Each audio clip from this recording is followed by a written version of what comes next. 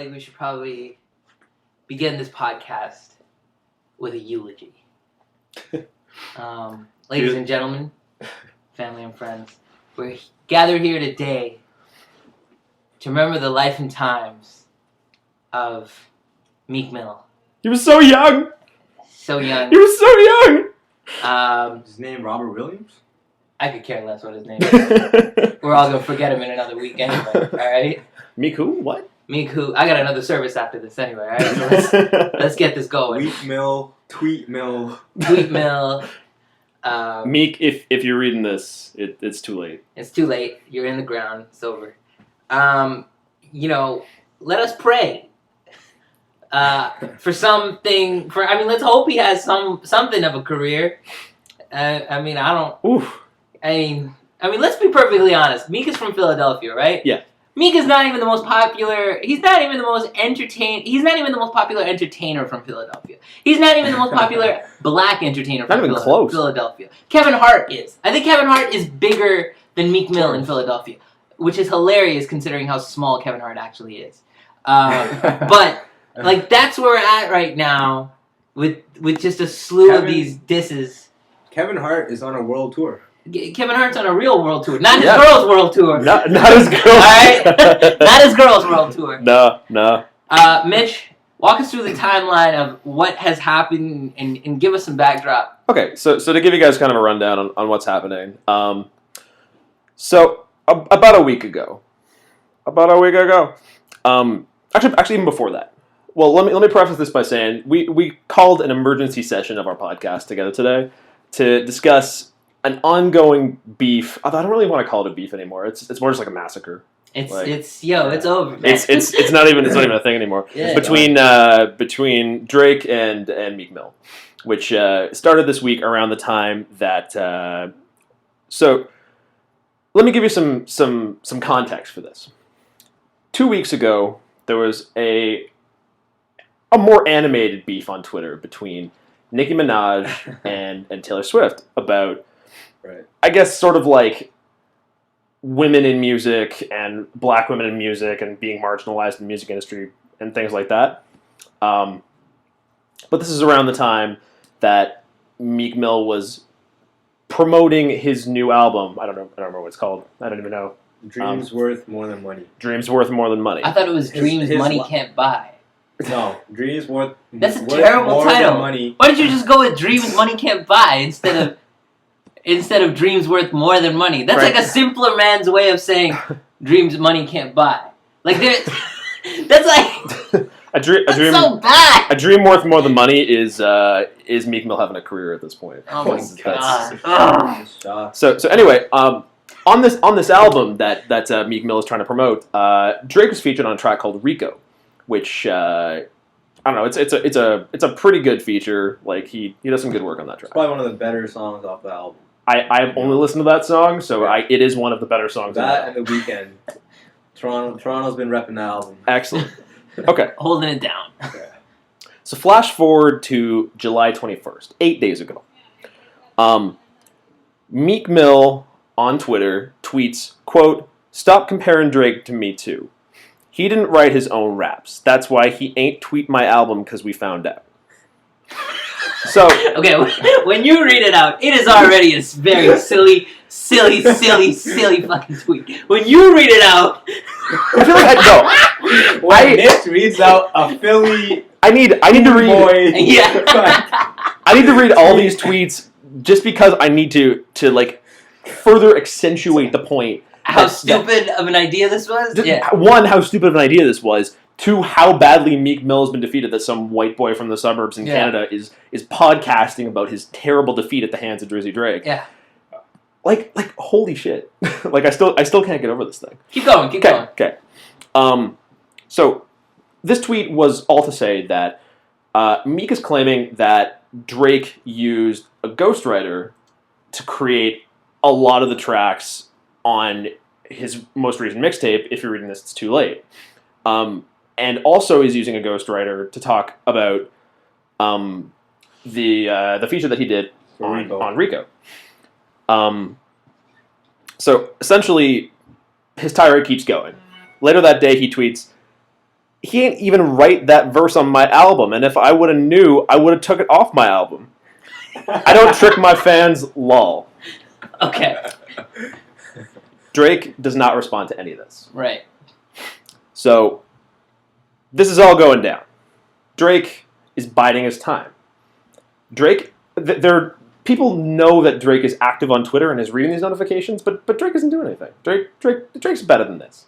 There was actually a moment where there was an Instagram screen cap that he had a direct message with this other Toronto artist, and the Toronto artist was like, "Man, look at these Philly boys," or some of the lines of what Meek Mill's been saying, and Drake's like, "Yeah, I see it, fam. They don't want to appreciate greatness," or something like that. And he had the blessed emoji. I saw a tweet where he said, "Word." When someone had showed him like all the shit talk, and then he had replied to that, and he had said, "Yeah, this is what I signed up for. Yeah, I signed up for greatness. This is part of it, or something like that. Yeah, I signed up for greatness, and this is part of it. Wow. Yeah. So he started the whole thing off with like a kind of like just yeah. There's a bit of a dig, but like he's still he's playing the waiting game. Yeah, he's letting him bide his time. He's letting Meek dig his own hole. Yeah, which is kind of nice. So, the person that Meek claims is the ghostwriter on this album is this guy called QM, Quentin Miller. He's signed to OVO, I think. He does his own stuff. Oh, no, he's an Atlanta rapper. He's from Atlanta. But the claim was that this guy, QM, he was the guy who originally did the tracks 6 Man, Know Yourself, and 10 Bands all off of the mixtape. Which are arguably the best songs on the tape. Which are really like Running Through the Six with My Woes. Yeah, like 10 Mans. Yeah, and 6 Man. Yeah, those are great. Like that's like all the greatest tracks. Exactly. So again, I could understand how that could be a devastating claim. Yeah, it's a pretty broad claim, especially for an artist as renowned as Drake and as powerful in the rap game as Drake. That's like someone coming up to Kanye and be like, "Hey, you didn't write When I Woke." I had a dream I could buy my way to heaven. When I woke, I spent that on the necklace. Yeah. You didn't write that. No. Or someone else did. That's almost as bad. Yeah, that's as bad as that, realistically. Exactly. So I can understand. Okay. It's pretty bad. So the next day, this guy, OG Mako, he tweets a response to the allegations that are being put forward by Meek Mill in a lot of these tweets, explaining that Quentin Miller, the guy who they're claiming is the ghostwriter for Drake, was actually credited for all the work that he did in collaboration with Drake on the album. So if you look on the back of the mixtape in like all the credits, like he is credited as like a co-writer or somebody who was present during the writing. Like he's there on every single one of these tracks that he's claimed that Drake was ghostwriting for Drake. He responds with a tweet, "All this shit fake as fuck. Meek hatin' or these credits clearly say Quentin Miller. I'm sick of all you fuck ass clowns." Now just okay, keep going. Fuck ass clown, perfect way to describe Meek Mill. Right. Like perfect. So now the OVO crew is coming through for Drake. So 40 starts tweeting out. Is OG Mako is he signed to I don't know. I don't know who this guy is. He's signed to he's similar to Migos. He's the manager for Migos is the same for OG Mako. Oh, okay. Okay, cool. So he's like an Atlanta trap artist. He's an Atlanta trap. Okay. He's on the scene. He's coming up. Okay, all right. So fuck ass clowns is super appropriate here. Yeah, okay, that's good. So then 40 goes on this tweet tirade defending Drake, being like, he said, quote, "If you're asking if he contributed to If You're Reading This, yes, he did," in regards to Quentin Miller. You can also see that by reading the credits. Like, again, read the back of the album. His name is there on all 3 of these tracks. You're smoking that shit you say you're selling if you think somebody else wrote that shit. Okay. So, 40 to the rescue. Yeah. Always. I also heard he said that I've met Quentin Miller. I've spent all of 30 minutes in the studio with him. Nice guy, hard worker or something like that. Yeah, you give the guy credit. But he didn't write everything. Yeah. He's no ghostwriter.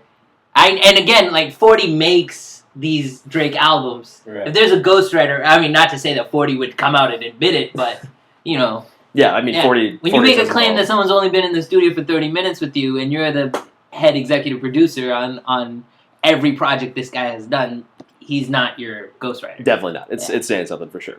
Also, another tweet from 40. So if someone wants to be upset that Drake made a great album, go for it. Get mad all day, lol. But don't ever question my brother's pen. So, again, repping the game. Or his BlackBerry notepad. Yeah, exactly.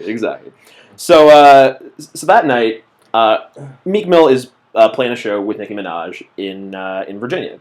So, for those of you who don't know, Meek Mill and Nicki Minaj are in a relationship. They're very public about this. And Nicki took Meek to open with her on the tour for her, what's it called? The Pink Print? Pink Print. The Pink Print? Yeah, everything she's done has her album's called Pink Print. Wow. That's... Ugh. Yeah. It's good. It's like the blueprint, except... Yeah. She has a pink fingerprint on the album cover. So it's not even like the blueprint. No, it's like a pink fingerprint. Yeah, it's like literally a pink fingerprint. Oh, wow. Because that makes sense. Yeah. Okay. Anyway, so... So Meek, presumably at the hands of Nicki Minaj, who has collaborated with Drake in the past and who gives Drake a lot more credit than Meek is giving him in this Twitter tirade, right? Presumably has told Meek at some point to stop doing this stupid shit on Twitter and like apologize for the shit that you're doing. Yeah. So Meek goes out to the crowd at the Nicki Minaj show, which Twitter is just berating this guy for like going out into a crowd of like people coming to the show with their parents. Yeah. Like nobody's there to see Meek Mill. Everybody's there to see Nicki Minaj and all that stuff. So he says, he apologizes to Nicki specifically. He says, I want to give a special shout out to Nicki for my crazy ass going crazy on Twitter. And then shout out to Drake. Let him be great in all the motherfucking lanes he great in. But I'm going to still be the realest N-word in this bitch. So okay. That's... All right. That's like barely an apology? Yeah, not much of one. Not really. Keep going. So, all right. See what we got. 2 days later, sort of broken ground on this. It's all kind of slowed down a bit. Is it Saturday yet? It's not even Saturday. Oh my god! It's not even Saturday yet. This is how bad this is getting. So QM, the ghostwriter, breaks his silence about his contribution to. If you're reading this, it's not. If you're reading this, it's too late. And he says that I am not and never will be a ghostwriter for Drake. I'm proud to say that we've collaborated, but I would never take credit for anything other than the few songs we've worked on together. Right. So, put to bed, right? He's not ghostwriting for Drake.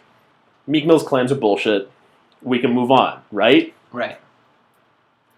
Saturday happens. Yeah. So, as part of the Beats One collaboration and the Apple Music creation, of which Drake is going to be an integral part and a brand ambassador for Apple Music, he's got a 2-hour Beats One radio show on Saturday nights, and it's fire. I've listened to it. Yeah, it's good. It's really good shit. It's great. Yeah.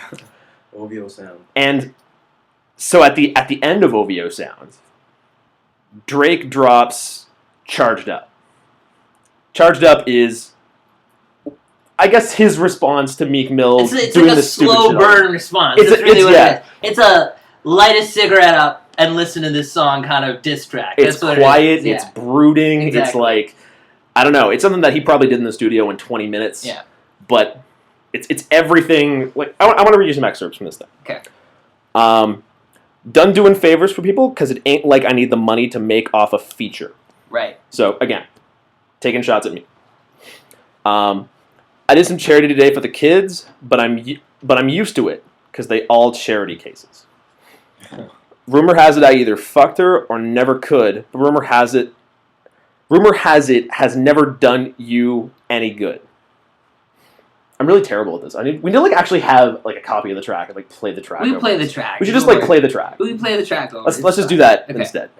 Yeah. So Charged Up famously spawns a meme from just the sound of this track. Right. So the meme is the iPhone battery. The fully charged iPhone battery is Drake, and the dying iPhone battery is Meek Mill. Yeah. So that's it's not even the current gen. No, this is previous gen. Icon. It's like it's like the 3G. Yeah, the iPhone 3GS battery. It's just it's awesome. Now this is my favorite part of Saturday. Like the Drake track was great. It was absolute hot fire. But Meek Mill's response to the Drake track, oh my god. So Meek Mill's response was 2 tweets long. His first tweet baby lotion soft, sad face emoji. Right. God. His second tweet, I can tell he wrote that one too. Right. Like, ugh. Keep going. What? Keep going. It only gets better. Okay, yeah. That's a big... There's so much more. So, fast forward to Monday. Okay. It's a couple of days later. Funkmaster Flex, who runs Hot 97, which is a rap. Punk Faker Flex. All respect to Hot 97. He doesn't run Hot 97. No, he don't run the show. Hot 97. Don't ever let someone come along and tell you that Funkmaster Flex runs your radio station. That is not a good look. Not anymore, anyway. Yeah, not exactly. Anymore. Maybe like in '96 when Biggie was still alive. Maybe that was a good look. Yeah. Right now, not so much. All right, So, but yeah, he has a couple like different time slots on Hot 97. That's his primary job. So Funkmaster, he wants to get himself firmly entrenched in the middle of his beef. So he says that he has found YouTube video proof that the original track QM recorded was actually like a ripoff. Like he actually did ghostwrite it, even though he came out publicly and said, "No, I didn't do that." He had the reference track. He had the reference track. He actually had one of the reference tracks. He had the reference track for 10 Bands. Yeah. So QM wrote the whole "You Ain't Never Had Those Safe Nights in Calabasas" bit. Yeah. But then Drake did the rest. Yeah, It's exactly. literally like 5 bars that he gave What him. a reference track is. Yeah, that's exactly what a That's reference track exactly. is. You get the flow for the beat and everything, Yeah. and you pick up the pace of everything, and then obviously you take a few lines here and there, you tweak them, and then you make them your own. That's what a reference track is. This isn't like like whoa. This isn't Milli Vanilli. It's not like someone's writing these lyrics and giving them to him to perform. It's not like Kanye hasn't ever had someone reference for him. Like, Exactly. Saha the Prince comes Saha in. the Prince, Pusha T. You could tell a lot of some of Ye's new raps have Yeah. been influenced by Pusha T and his whole Exactly. good music crew. Definitely. And he released, so a couple days earlier, that's something that we didn't mention in the timeline. I don't know what day it was, but it was sometime during the week because I remember listening to to the Energy reference track the 10 Bands reference track at work. So it was sometime during the week. It was before Saturday, I guess. Yeah, I think it was online in the middle of the week. Yeah, it was like Previously, Thursday. It was like Wednesday or Thursday. Or Before something Charged like Up. Yeah, sure. before Charged Up. It was available in the public before Yeah. Charged Up. So really, this is old news. Exactly. But then Funkmaster Flex said, I got more. I got the reference track for Rico. I got the reference track for, and like 2 other songs from, I think, If You're Reading This, It's Too Late. The newest project from Drake. So that's what he was saying. I got a bunch of reference tracks. I'm going to leak them and put them all out. Wait till y'all hear them. That's what he was saying. Yeah. Anyway, keep going. Anyway, so not only does he have all these reference tracks, but he also says that at the end of one of his 1-hour blocks, he's going to drop Meek Mill's response to Drake's diss track. At 7 p.m. on that day, Monday night, 7 p.m., Hot 97 is going to premiere the Meek Mill diss. Meek Mill diss track.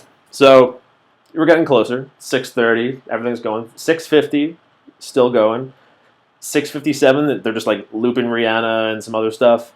7 o'clock rolls around, nothing. Doesn't he play? I saw on Twitter. No, this happens after. Okay, keep going. So a couple of hours later, actually no, before that, Funkmaster Flex goes on the radio and he calls out Meek Mill. So he's like, "You didn't give us the track. What the hell, man? Like, you stood us up. What are you doing? You're the worst rapper I've ever seen." And like he just freaks out, and he promises that he's going to be able to deliver this track eventually, and he blames Meek Mill for being for reneging on his promises and just all this crap. But later that night, a couple of hours later, Meek Mill posts a clip of this track on Twitter, but it's just a 15-second clip of him yelling into a microphone. Which is basically what a Meek Mill track really is. A little bit, yeah. Yeah, let's get real here for a second. That's kind of... That wasn't that much of a stretch, Meek. Exactly, exactly. I was like, oh, this is the diss track. All right. Yeah, exactly. Okay. So what happens next? Next day, Meek Mill is playing in Toronto. Because you could not have scripted this any more perfectly. And Nicki and Meek are in Toronto. Yeah, the only reason Meek is playing in Toronto is because Nicki's on. So yeah, let me. The pink print has a stop in Toronto. I guess at the Air Canada Centre.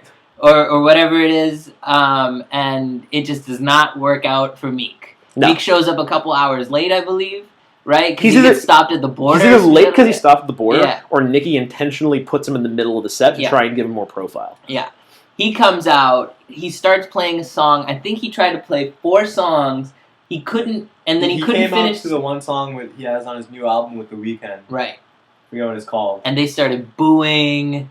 This Toronto crowd just went in on him. The city's got the city's got Drake's back. The whole country's got Drake's back. Most of America's got Drake's back. Even Philly's kind of like, really, Meek? Come on, man. Philly's like this close to switching sides right now. You know what I mean? Let's get real. Meek Mill comes out. He gets booed hard.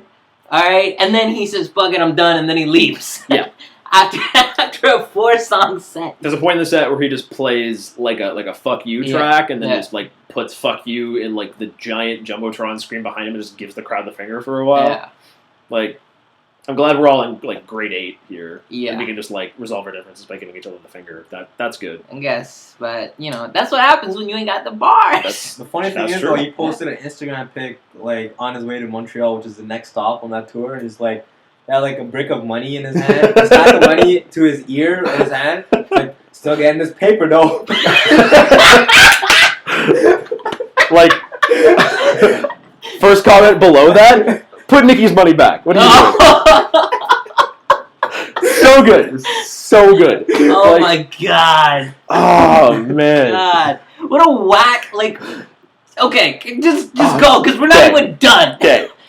So, it's today. Flash forward to today. I wrote this point down. I made like a list of all the shit that happened in this beef.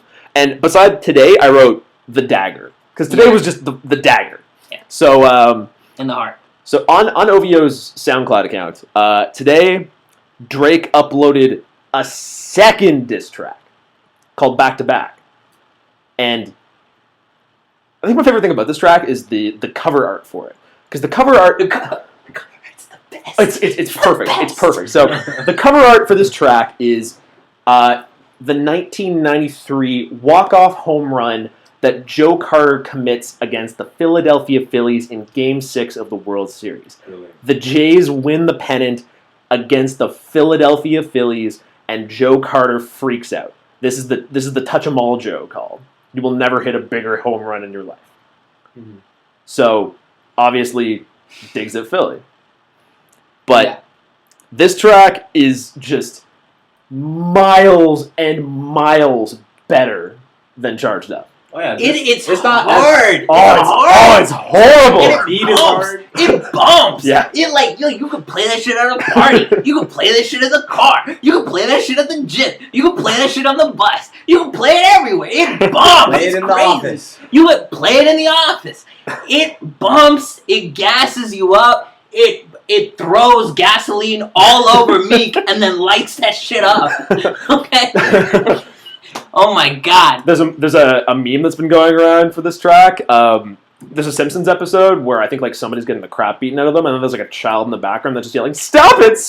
He's already dead!" And that's kind of what this track does. It piles on so hard. Again, I got some excerpts. I waited 4 days. Where y'all at? I guess this is what I gotta do to make you rap. Yeah. Ooh. Which I mean, ouch. That's so rough. I did another one. You still ain't did shit about the other one. Like, oh my god, this is perfect. This is just perfect. And of course the pièce de résistance. You love her, then you gotta get a world tour. Is that your tour or your girl's tour? Those are great. Those are such great lines. But I gotta say, not even my favorite. No? Not even my favorite. Okay, look. Okay, hold up. Okay, so he says, you gonna make me step out of my fucking frame. You gonna make me buy bottles for Charlemagne. So Charlemagne the God, who works at Power 105, who does at the Breakfast Club, is like kind of a big dude over there, and also he has like 23 different MTV shows or something like that. He has 1.1 million followers. He has 1.1 million followers on other stations. Yeah, a lot more than these other radio personalities. Yeah. He gave Funkmaster Flex the Donkey of the Day, I think yesterday. Called him Punk fake Master Flex. Yeah. Because he pretty much punk faked the whole rap community waiting on this diss track. Oh, dude. Right? And these reference tracks. And then he gave Funkmaster Flex a Donkey of the Day. Said, and then now, by the way, there's a petition to have Funkmaster Flex fired from Hot 97. Really? Yeah. Oh my God. Because this isn't the first time he's done this. No, of course. He's Charlemagne racing explains thirsty. how he's been the clown this whole time. And here's why this is one of my favorite lyrics. Today, Drake actually, this morning, before Charlemagne started his interview with Jill Scott, he sent him bottles of Dom Perignon. 6 bottles. 6 bottles of Dom Perignon with a little note that said, "Let's be friends, Aubrey Graham." Because Charlemagne and Drake don't really have a good relationship in the past, but now that they're they have they have a common enemy. They're just on the same page. Yeah. Oh, dude. The enemy of my enemy is my friend. Oh, God. Oh, perfect. That's awesome. Right? That's gold. That's such. Hold on, and it just goes on and on, and he goes. There's another rhyme where he's like, "Trigger fingers turn into Twitter fingers." Yeah. Trigger fingers turn to Twitter fingers. You getting bodied by a singing nigga. Yeah. That's God. he makes a little fun of himself, but then he makes a lot more fun of Meek. Yeah. Oh my God. And then it goes on and on. God. And he goes, hold on, I got the drink going in me. There's a line where he insinuates Nicki's probably gonna break up with him. He says, "I don't want to hear." He says, "I don't want to hear about this ever again. Not even when she tell me that they better as friends. not even when she tell him that they better as friends." So he's just saying your relationship with this girl is completely done. All right. Yeah. It's over for you. There's another line in here. Shout out to all the boss bitches. Make sure you hit him with the prenup. Yeah, make sure you hit him with the prenup. That wifing. There's a line about wifing him. This line about this is not what she meant when you should put out more or something like that. Right. Yeah. Open up more. Open up more. Yeah. Oh God. Oh God. It's just. This hurts. And at the end he tops it off by saying, "They gonna ask if I can play this shit back to back. I took a break from views. Now it's back to that, nigga." And that's the end of the song. It's literally he's taking a break. Oh no, I'm in recording sessions right now. This is a throwaway beat. Yeah. That's why I'm doing this. So whatever. It's oh God. Is there a part where he's just like, "I'm probably gonna regret this later, but fuck it, I gotta do this." Yeah, but I gotta do this. It's been weighing on my conscience. Yeah. You know what? And we haven't seen a slicing and dicing like that in a long time. Oh man. But this is we've been waiting a couple of years. I remember Eminem way back in the day had a couple of really good, really crazy rap beats, but they weren't good because he was always battling people who were not even on Meek's level. He would battle he would have battles with people who own magazines. He would battle Benzino from the source, right? And that wasn't anyone to battle. He'll really. diss Mariah Carey. He'll diss Mariah Carey. Yeah, exactly. But I remember when he was going to Benzino and some of Ja Rule's people at Murder Inc. and stuff like that, and Yo Gotti and all. Not Yo Gotti, but I can't remember what his name is. But all those guys, when he was going at the Murder Inc. people, he had some good lines and there were some scorchers, and you were okay, those guys are done. And for the most part, they were. But we haven't had anything like this in 10 plus years. It is really fun, man. Yeah. It is really fun. This is real. This is so real. So real. So real. Oh. Mitch, okay, so looking at all the info, all the timeline stuff, all the tracks, or I guess the 2 tracks. The 2 tracks that Drake has put out. What do you think? What do you think about this? Is it over for Meek? Oh God. I don't know how you come back from this. Yeah. I don't know what you even do. No, Meek will put out a reply. Probably. Track. He has to. He's a Philly native. This is Philadelphia rap. You gotta respond. Yeah. But Philly will disown him. This is it's too late. That's one of the main problems. So yeah. If you're reading this, it's already too late. Even if he's gonna put it out, but everyone's gonna listen to it, even though it's late. Yeah. He's gonna get the listens. This is DEFCON 5 for Meek Mill. Yeah. This is DEFCON 5. I think he needs like a Nicki feature on his diss track. Someone needs to come out. Nicki needs to come out. Nicki, you know what? The only thing that can rescue this situation from Meek is if Nicki makes a diss track. That's true. That's the only way. That's not because gonna that's happen. never going to happen. Yeah. That's never going to happen. Rick Ross has stayed silent about this whole thing. Meek is signed to Rose. Actually, apparently Rick Ross tweeted like the Drake. day after. Yeah, Drake is greater than Right. like Greater than 500 greater than signs. Yeah. So well, again, pretty like clear there. exactly, pretty clear. And there's a reason that everybody's taking Drake's side. It's because literally in the song he references that he's got the Midas touch. Yeah. You got a song that you need as a single to pop in the radio. Get Drake on that remix. Yeah. All right. Why are we even talking about Fetty Wap right now? Huh? That's true. Because Drake is out there remixing the shit out of Fetty Wap songs. All right. Why are we talking about I Love Mackinnon? Because Drake made Tuesday a thing, not I Love Mackinnon. Let's get real here. Yeah. All right. Drake is that dude. He literally got that Midas touch. For anyone in rap to come at Drake, it's like just stupid. It makes no logical, mathematical, financial sense. why even do it? Why even do it? Never go against Drake. Never go against Drake. That's No. stupid. Like, you can go against Kanye. You can go against Jay-Z. You don't go against Drake because he's good for business. He's good for business. It's just that simple. And Drake's the nice guy out here who's giving all these guys features and remixes. Absolutely. Exactly. He's making these records pop. That's why the city is like behind him all the way. Yep. It's not just a city. Not There's just a a city. it's not just a city. One thing that I thought that was crazy and also hilarious at the same time was that just the rampant level of social media backlash that our boy Meek Mill faced as soon as it's like the memes were on the memes point. are The insane. tweets Yo, were on there was point. one tweet- I got in on a couple. I was like, boom, boom, boom. I had to get a jab There in. was one point in that thing where Meek was like, I'm at 5 million followers on Twitter right now. Let's see what I have in an hour. He's at 4.7 million followers. He lost 300,000 followers Oh, after God. that. Oh.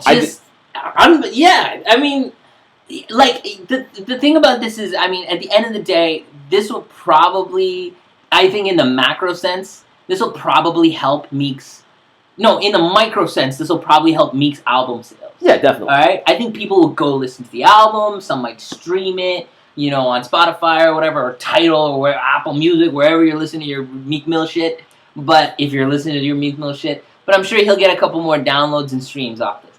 But in the macro sense, I think this is a terrible, terrible look. Like, you just got bodied. Yeah. Just bodied. It was terrible, Yeah. man. It was unbelievable. Oh, I don't Like, you know don't what- see shit like I don't know that. What the hell No. Meek Mill is thinking? Nobody does. He's an artist that doesn't need to just pop off because, like, he's up there. Like, he's signed to MMG. Yeah. He's, like, in that class with the Wale's, the Drakes, the J. Cole's already. Not in terms of, like, lyricism, maybe, or song hits, but he's pretty popular. Like, Didn't he do this before, too? Didn't, like, He had wasn't there, like, a he had- beef with he had Wale a- before? yeah, he had a beef with Wale for not tweeting out his album. Yeah. Which is stupid. Like, you don't... Also, You don't need all your friends to freaking tweet out your link. another thing should be noted. I think Drake's Meek Mill's camp is clearly messed up. This is what happens when you have the wrong kind of people around you, and you're like kind of like a hood dude, and you think because these people will just gas you up, and they'll just keep gassing you up and making you feel like you the shit. O'Malley was like, yeah, man, he's dissing you, fam. Yeah, Oh, he's not dissing you. He's not putting your album out, fam. yeah. And the reality is, here's the thing: if you listen to the first or the second OVO Sound radio show, actually Drake played Rico, and then he also played some bullshit Meek Mill featuring Future song on there as well. That was part of the playlist. So it's not like he didn't promote your album. He put it out on the biggest, on like maybe next to Spotify, on the biggest streaming service in the world right now, where like a bunch of people tune in globally. He played 2 of your songs, one of them that he's not even featured on. Like, you don't think that's promotion? Come on! How you just gonna get mad that he didn't post a hyperlink? Get out of here! It makes no sense. That's what's crazy. That is what is so absurd about it, and it's so beautiful to watch because you're watching this guy flail, and it's crazy because he started this. If you start a beef, you should try to end it. You know what I mean? It's insane. And for a street dude to just come out on Twitter, like, I know. Come on, man. I posted about that on Facebook too. I was like, yo, shout outs to me when he posted like the very day, the day or the day after he posted that. I posted on on Facebook or something. I was like, yo, shout outs to Meek for like going on Facebook and throwing shade like his girlfriend had done a week earlier to Taylor Swift instead of dropping like some bars on a track. It was insane. I couldn't believe that he did that. I don't know why he wanted to do that. This is what happens when you go on some pink print Barbie shit bullshit tour. You end up getting all caught up in your girlfriend's crap, man. You gotta take a little space. You gotta go on your own little hood tour, alright? Go to the strip clubs in Atlanta, play a couple tracks, get your grind together, dog. This is ridiculous. Look at the sixth god, and the sixth god looks back at you. Yeah, God.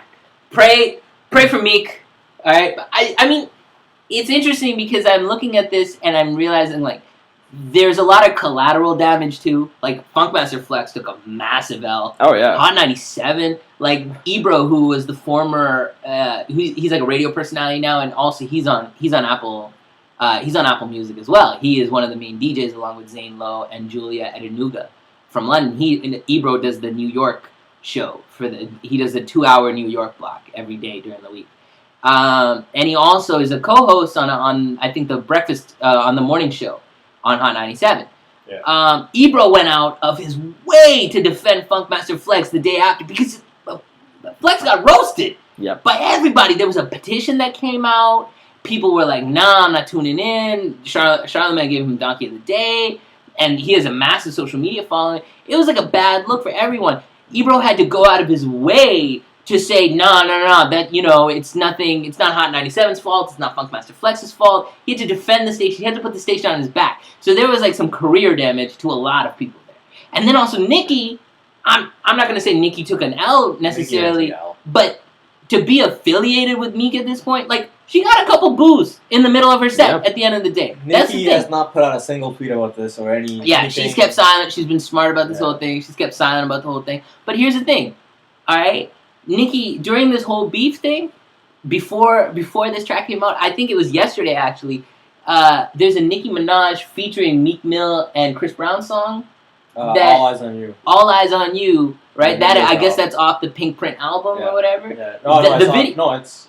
is it a Meek Mill song? It's a Meek Mill song. Okay, well that came out, and everybody's clowning Nicki. Everybody's making jokes because the video has them like on the bed together, and she's like combing his Jerry curl and everything. Yeah, like combing out his hair and everything. And there's so many jokes. Like everybody involved in his general camp, in his direction, took an L in some capacity. I think the funniest tweet to come out of this whole thing was when Drake's dad tweeted out "Weak Mill." Yeah. That shit blew up. What? Yeah.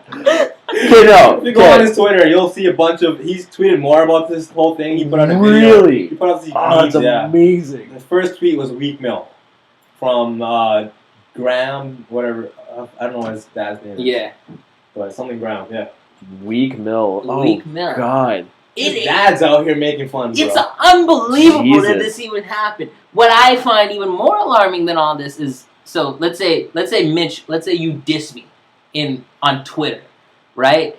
And then you're pretty much, because we're both rappers, let's say in this hypothetical world, you and I are both rappers. I really hope this isn't like a real thing ever. No, this is never going to be a thing. But let's say you and I are in this hypothetical world of rappers, right?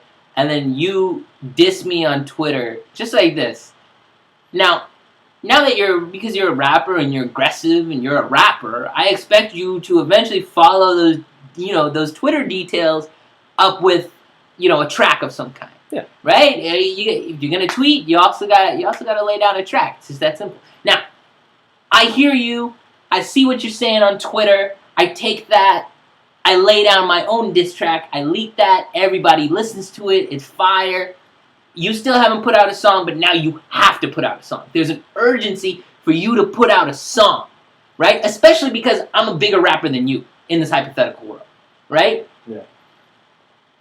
And then you don't put out a song.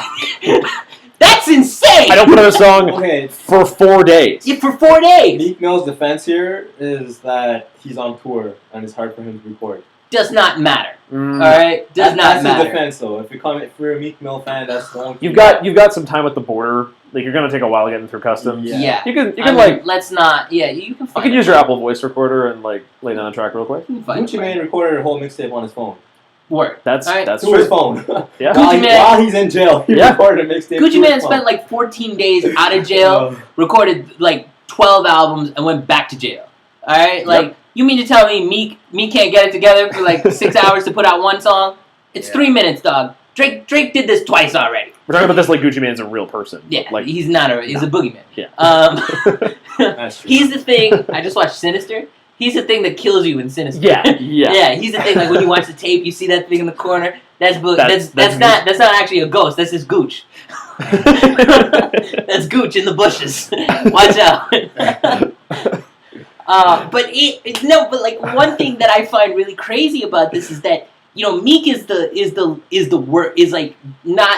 lesser profile rapper, right? He's a smaller rapper. He's not big time like Drake. He's medium time at the most. Yeah, you know what I mean? It's Drake leading the pack, and then you got like the 10 other rappers that also came out the same year as him. Who's like the Wale's, the Meeks, the J. Cole's. Exactly. That are like just underneath him. Exactly. What's interesting is if like for example like way back in the day, like I'm sure Cameron is still taking shots at Jay-Z, but way back in the day when like Cameron was actively taking shots at Jay-Z, Jay-Z wouldn't really reply to that, right? And he definitely wouldn't dedicate a whole song to dissing Cameron back. But here we have a situation where Drake actually disses you back. Oh, yeah. You have to say something. You have to say something, and then you don't say nothing. And then on top of everything, you rickroll the internet with a screaming track? Are you kidding me? Damn, dog! That was some petty shit. That was weak as you fuck. You could not have played that worse. That was some Meek Mill shit. Yeah. Meek Mill. Oh, I don't care what his album sounds like. His album could be a mix of, the Black Album, the White Album, Abbey Road, the Rolling Stones' greatest hits. It could be it could have elements of Nina Simone's Sinner Man in there and Yeezus, for all I care. It could be the greatest. It could be the greatest goddamn album ever made. I could care less. I have no respect whatsoever for this guy. All I know about him is he put out a song referencing the stanky leg, alright? And he has. I think he had a track where everybody was like, "Yo, like Meek Mill says, there's levels to this shit." Right? Where everybody referenced that. What was that track called? It was called Levels? Okay, yeah. He had a song called Levels, which I've never heard, but I've heard people reference that in conversations. Like Meek Mill says. He created that Levels to this shit. Like. Supposedly, Meek's only got one level. That's what we learned. Meek is stuck in the basement. Six God is way up there in the penthouse. Way up. I don't know, man. This just unbelievable. Oh, man. Yeah. Have you guys read any of the like celebrity response to this stuff? There hasn't been too many. Well, like I've seen the tweets. Yeah, like have you seen like Brandon Jennings and stuff? No. So what did he say? Brandon Jennings has been like actively following this thing. He's been like the peanut gallery to this thing. Who's Brandon Jennings? Brandon Jennings is the point guard for the Detroit Pistons. Okay. He's like an okay basketball player, I guess. But yeah, apparently he knows one of the guys in OVO. Like he's good friends with one of the guys in OVO. And he's just like sided with Drake this whole time, and he's just been putting out like little tweets here and there, just being like, "Oh shit!" And then like when he heard that Charged Up dropped, like 10 minutes after Charged Up dropped, he's tweeting out like, "Does anybody have the track? Does anybody have the track?" And then it's just like fire emojis, just like fire emoji after fire emoji, and yeah, all kinds of like basketball player response. Like D'Angelo Russell tweeted about this. Yeah. The town councilor of Toronto tweeted back before the Meek Mill. Really? He's like, "You're not welcome in Toronto," or something. Yeah. And then some town councilor tweeted back at him, and he's like, "All right, white boy or something. I'm gonna come there for the tour. No one's gonna keep me out." Well, so much for that. Oh man. Yeah, I mean the amount of verified accounts that were involved in this whole situation is crazy. So many, not true. It is very, very interesting. Just because, like I said, like there was a lot of like social media activism involved. Yeah. Everybody had something to say about it. Like everybody posted a tweet or like talked about it openly in public and everything. It was kind of crazy. It's a little unbelievable that this even went down. Yeah. You don't expect this from a guy like Meek. You expect Meek to like really get stuck in the dirt and really fight. You expect him to scrap. Yeah, but honestly, I wasn't even expecting this whole like thing to come out from Meek at all. Yeah. Thought he respected Drake. Like, yeah, that's your boy. exactly. I'm pretty sure Drake has a line where it's like, oh, you gotta watch out for these guys. They got wires on them now. Right. Who's in the studio with you now? Something like that. At the end of the song, Yeah. I'm pretty sure he's talking about like these snake ass dudes that are just like he thought he was his boys, that are just like leaking information. Maybe Quentin Miller probably helped him out with the tracks, but like that's what a reference track is. And you don't put that shit out like that. Yeah, and that's what's that really... stays in the studio. Exactly, that stays in the studio, and that's the song-making process. That's what people do, right? Exactly. And what's crazy is, like, the public's initial... Like, right off the bat, like, I remember seeing that story and, like, not really giving a shit. Like, right off the bat, I was, like, totally on Drake's side, because I was like, Meek, I don't like, give what? a shit. I was like, do you live in 1996? Like, what's wrong with you? Like, people don't make tracks like that anymore. Drake is not a rapper. He's an artist. He's an artist. Like, you have to do that when you're trying to go for something a little bit bigger than just a verse. He's on another level, Meek. Yeah. Can't be just spitting up bars. Exactly. Meek lives verse by verse. Yeah. Right? Drake lives album by album. Yeah. And then you see a guy like Kanye who lives fucking, period by period, essentially. Yeah. You know? Like, that's just how it is. And, like, for him to live in that little bubble where he's like, this and that's, like, what? I was like, what age are you from? Charlamagne had a very good point when he was giving Fun Master Flex the Donkey of the Day. He just said, he's like, the public didn't give a shit about this whole reference track thing. They didn't care that he had a ghostwriter. Nobody gave a shit. People care about who's spitting the bars. That's it. Whose name is on the track. That's it. It's that simple. And it's Drake's name. It was crazy. It's all about brands, and Drake has the bigger brand. Absolutely. Has the bigger brand. And not just the bigger brand. At this point, clearly, it seems like more talent. Yeah. Because, like, for Meek not to come out, it says something about him. It says a lot about him. Yeah. Man. I like how at one point, because, Meek Mill's label is called Green Facers. In the first diss track, Drake's like, come to OVO where you can live all your dreams. Right. That was like a slight jab to Meek Mill's label right there. It has no one really. Yeah. So I want to bring this up. So in amongst all of this like social media bullshit, Lupe Fiasco posted these two blog posts on Instagram. I didn't see that. He called them The Haunting for some reason. But he talked about, so it goes something like this. Ghostwriting or borrowing lines or taking suggestions from the room has always been in rap and will always be in rap. It is nothing to go crazy over or be offended about unless you are someone who postures him or herself on the importance of authenticity and tries to portray that quality to your fans or to the public at large. And he goes on for 2 large posts about this, saying that rap is a commercial industry. Rap is something that is collaborative by nature and always has been. That rap is something that, even if you're not the only guy in the room, you are surrounding yourself with people who are representing you, your brand, and your ideals. If you have somebody who's sitting in the studio and trying to give you suggestions or trying to give you perspective on how to create your sound or your brand or your ideology, that doesn't make them the person who is creating you. That doesn't make them your ghostwriter. Yeah. Dude, that's from straight out of Compton, okay? Eazy-E's song, Riding Down the Street in My 6'4". That was not Eazy-E's lyrics. No. Dr. Dre or someone wrote those lyrics, and Eazy-E was playing a piano. He was just goofing off. He wasn't even a rapper at this time. It's like, yo, Eazy, come on the mic and spit this for us. Eazy came on the mic. He had this weird voice. Everyone fell in love. Yo, you can say this shit, man. Like, yeah, keep spitting these bars that I wrote for you. And that's how Eazy-E's whole fucking career started. Yo, you know why Lupe Fiasco's saying that? You know who co-wrote Black Skinhead? Lupe Fiasco. Alright? Like, and this is like a guy who, by the way, in my opinion, at least the first 2 albums that he made were like classics. The Cool is one of the best albums ever made. Food and Liquor 1 is like one of the best albums ever made. Hands down. Like, straight up. There's nobody can ever say anything against The Cool specifically. But he is, in every sense of the word, he's very like authentic at times. And for him to come out and say that, it's just like really, pointing out the facts here. Like, this is what it is. Again, like, it makes what's so interesting about this whole thing is that it makes no logical sense for me to do what he did. But he did it. And I was like, why are you doing this? Like he should really like rethink about like rethink who's in his entourage, like the people that are around him. He should rethink about like who's your manager, who's giving you advice, who are the people you're talking to on the phone who are telling you that this is a good idea. Yeah. Nobody. Your boss, the guy you're signed to, the MMG guy, Rick Rose, he clearly doesn't think it's a good job. It's a good idea. Like, get out of here. That's the thing. Like, I really think the ignorance of Meek was really, really, like, you know, showcased in this whole endeavor. Yeah.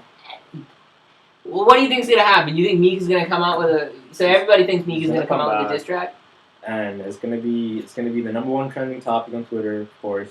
The next 2 days or whatever, whenever it comes out.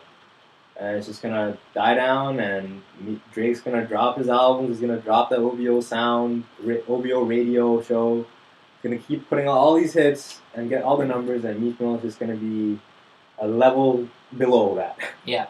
Every time, like he's not coming out of this as a winner at all. Yeah. He's not gonna gain anything. He lost 300,000 Twitter followers. That was like for him to put out like a diss track right now, like. But like, what do you even do?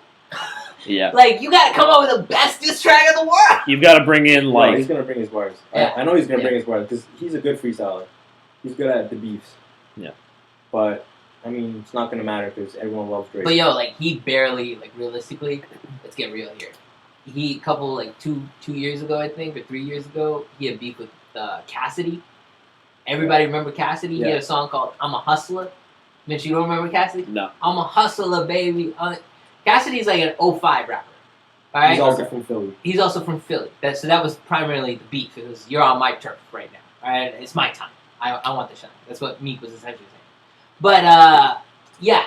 Cassidy is an 05 rapper. They had this beef like 2 years ago. And Meek, like, barely got through that. All right? He finally finished it. It was like a lot of back and forth. There was like 5 tracks involved in that beef.